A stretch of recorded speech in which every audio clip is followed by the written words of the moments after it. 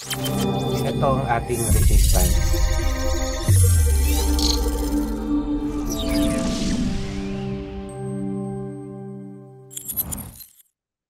Good evening guys. Pag-usapan lang natin ang iba't ibang paraan para makapag-deposit ka sa iyong Tickmill account. So meron tayo dito ang isang account na lalagyan natin ng funds, magde-deposit tayo. Ngayon, ano ba yung mga option na pwedeng gawin? So make sure lang na nasa dashboard na kayo ng inyong Tickmill account and then nasa traders room and then wallet. And just make sure i-click nyo lang yung deposit. Pagka kinalik nyo ang deposit na yan, makikita nyo ngayon dito yung iba't ibang option kung paano kayo magde-deposit ng pera, ng funds dito sa inyong Tickmill account. Kung mapapansin nyo, may mga minimum deposit yan. Pero may dedicated para sa Philippine Online Bank Transfer. Mamaya natin yan pipindutin. Pag-usapan muna natin yung ibang mga option. So, pwedeng direct na may Visa card or debit card. Okay, minimum nga lang dyan is $100. Okay? So, $100 yan. International bank transfer, $100. Ngayon, isa sa mga paborito kong ginagamit dito is yung cryptocurrency deposit. So, normally, ang ginagawa lang yan, it's either dyan sa dalawa, pwede kang pumili. So, ang gagawin mo, payments are listed in cryptocurrency. So, makikita nyo dyan. So, minimum natin is $100. Okay? Dyan sa cryptocurrency. And then, i-check mo lang to. Okay, so magko-confirm tayo dito although hindi ito gagamitin natin. Gagamit tayo ng ibang account way ng pagde-deposit. Pero papakita ko rin sa inyo. So, minimum natin is initially $100. Okay? Sabi dyan, any excess will be refunded to your crypto wallet. So, crypto wallet ang pagde-deposit natin dito. So, kunyari, meron kayong OKX. Yan ang main crypto wallet natin ngayon na ginagamit. So, pupunta lang kayo sa withdrawal and then select nyo lang yung USDT. Okay, and make sure na ang network nyo is tama, parehas dun sa pinili nyo. So, normally, ang pinipili nating network dito guys ay TRC. So, 20. Okay? So, hanapin natin yung TRC20 at ayan, yung USDT, yun. TRC20 yung USDT. So, any dyan. Ngayon, kung meron din kayong ibang like Binance, may directly silang Binance Pay na ngayon. So, pwede rin yun. Or, ibang mga credit card. So, pag-usapan muna natin yung crypto deposit. So, once na nandyan na kayo, lagay nyo yung 100 nating amount. Okay? And then, i-confirm nyo lang siya. Okay, 100. Ito, dito sa digital currency, make sure na ang pipiliin nyo is URC o USDT TRC20. Okay? Kung Bitcoin naman, ito ang pinakamurang option sa crypto. TRC20. So, make sure yun din ang withdrawal nyo, TRC20, dito sa inyo. And then, lagay nyo lang yung amount na gusto nyo and then mawi-withdraw nyo na.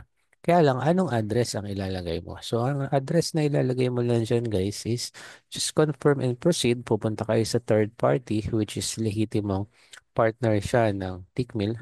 Okay? So, iintayin nyo na yung address na to ng USDT. Okay, so kailangan mo maglagay ng $100 na USDT. I think sa ibang video na sample ko na yan with other. Ito lang kasing video na to yung dedicated sa deposit. Naisama ko na yan sa ilang mga basic sa ating Tickmill. So ngayon, dedicated tayo sa how to deposit funds in your Tickmill account.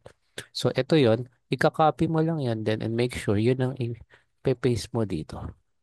That's it. Tapos na. So, sundin mo lang kung anong crypto ka exchange mo, like OKX. And then, marami pa tayong iba. May Binance, may Bybit, may Mexi.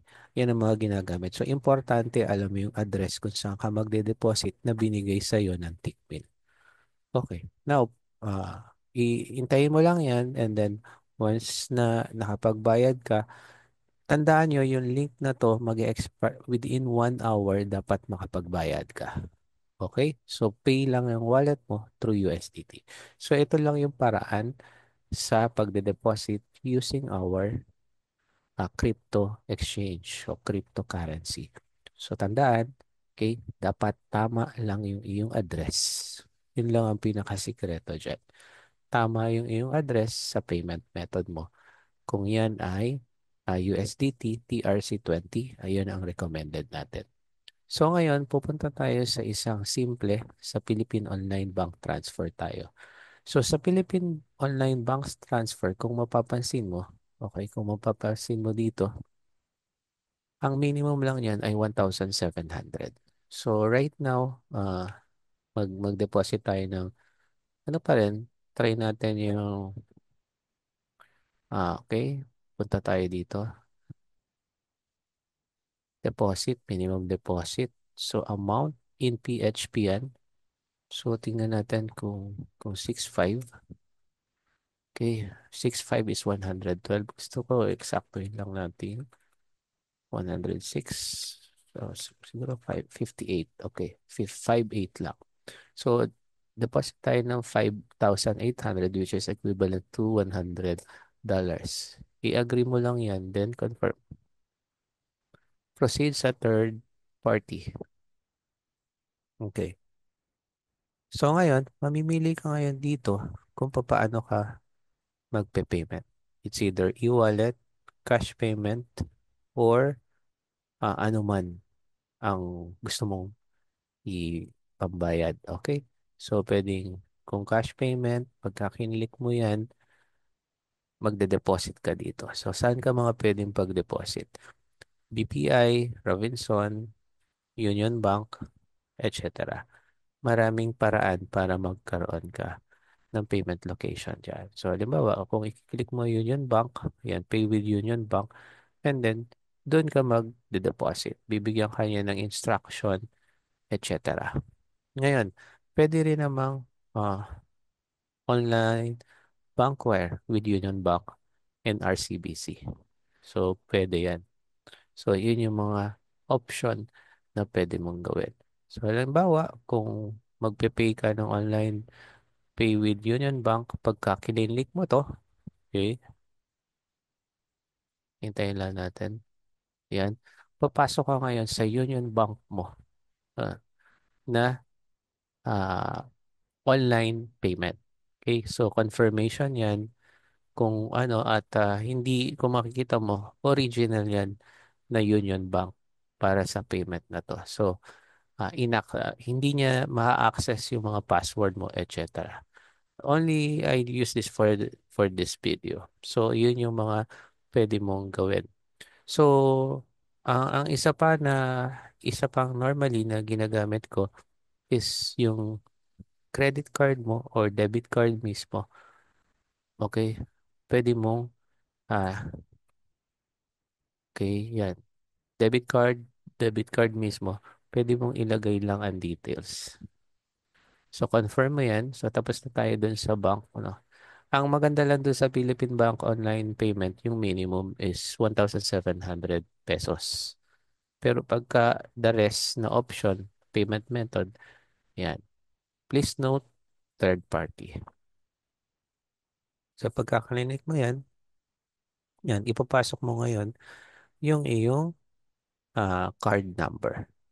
Okay? So, cancel muna natin yan. I just want to show you kung paano tayo magkaroon ng option. And then, darating na yan. So, gawa tayo ng isang account. Tignan natin kung gaano na-deposit. So, subukan natin yung debit card na 100 pesos. Then, papas natin since magpapasok tayo ng mga details. Okay. Ito instant. Isa pang mapapansin nyo din dito guys bago tayo uh, mag-pause. Once na nag-deposit kayo, option, yung time no kung kailan siya. So processing time ng cryptocurrency, instant mo mailalagay na kaagad yung funds mo. Binance Pay, instant mailalagay na kaagad. Union Pay, instant yan. Yung international bank transfer yan, yung 1 day. Yung credit card, instant din yan. Apple Pay, instant din yan. Dito sa Philippine online bank transfer, instant din yan. Pero tandaan nyo, ito lang ang may pinaka-minimum deposit na 1,700. So, yung 1,700 is around, kung di-divide mo ng 58, kung ilang dollars yan, around $29. So, makakakuha ka na. So, ngayon, i-post lang natin ang video since magpapasok tayo ng, ng details ng ating debit card. Then tignan natin kung gaano siya katagal papasok.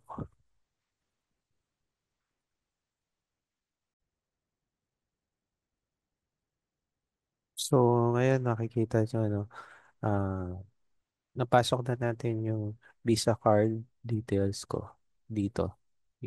Debit card yung ginamit ko, hindi credit card. So, makikita natin kung anong kalalabasan. So, hihingi siya ng OTP sa aking ah, Union Bank para i-confirm yung transaction, nilihiti mo yung transaction. So, papasok ko lang yung OTP ko ng Union Bank. Okay. And then, just confirm. So, inauthorize ko na yung debit card ko. So, yun na yun. Pumasok na success yung aking details ng pagpasok ng aking debit card from Union Bank. So, waiting tayo na ibalik tayo dito sa dashboard and then deposited complete. So, ganun lang ka-simple guys. So, ang next na gagawin natin ngayon, of course, dito tayo sa wallet natin. Check natin. Yes, pumasok na yung 100. So, simple lang. Uh, I-add natin yan, yung 101 na yan. Okay, doon sa kung anong bank account ang trading account na gusto mo. Ganun lang kasimple. So, dito tayo sa pinakabago natin. Okay, so yan yung na-transfer na yan. So, doon ako magta-trade sa account na to ng USD trading account ko ng Tickmill. So, halimbawa, kayo ay nag-subscribe ng EA with Tickmill and Asasiyan, ganito rin yung proseso kung magpa-copy trading kayo. And of course, manual trading kayo. So, ganun lang. Maraming salamat sa inyo guys. Thank you for watching dito sa ating tutorial ng ating uh, deposit sa Tickmill.